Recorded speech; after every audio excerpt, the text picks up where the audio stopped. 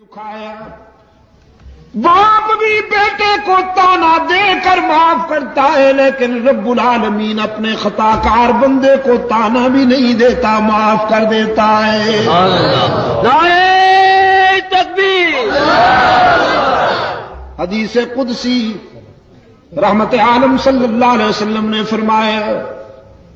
میرا رب کہتا ہے جب کوئی بوڑھا گناہگار شرمندہ ہو کر میرے در پہ آئے، وہ بوڑھا جس کی جوانی چونچلوں میں گزری، جس کا شباب علل تللو میں گزرا، نشہ تھا شباب کا، ترنگ تھی جوانی کی، دولت کی مستی تھی،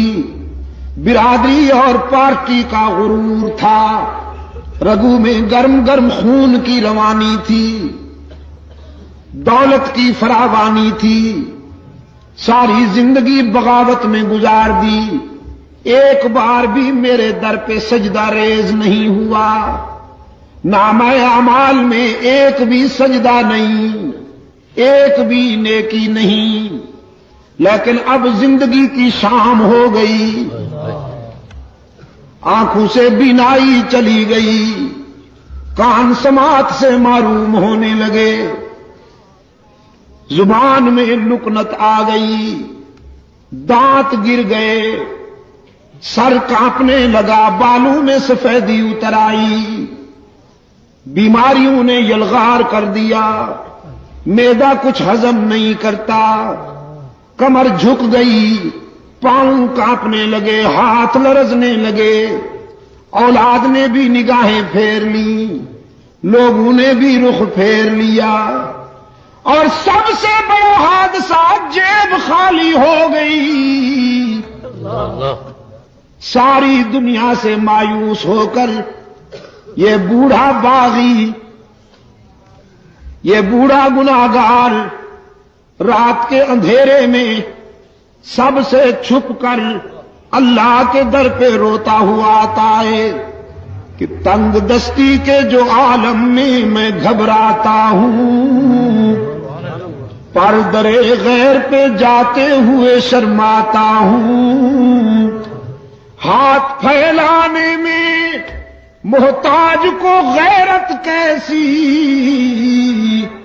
شرم اتنی ہے کہ بندہ تیرا کہلاتا ہوں۔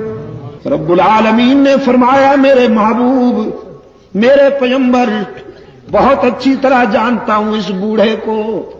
اس کے ماضی و حال کا ایک ایک نقش میرے سامنے ہے، لیکن آج میں اسے در سے اپنے در سے ٹھکراتا نہیں، مایوس نہیں جانے دیتا کہ مجھے اس کے سفید بالوں سے حیا آ جاتی ہے کہ اگر میں بھی اسے ٹھکرا دوں تو کہاں جائے گا، یہ بھول گیا میں کیوں ٹھکراؤں۔ ہاں بیٹا، چھوٹا سا بچہ اگر اپنے گھر سے ہٹ کر کسی دوسرے کے گھر پہ جا کے مانگے،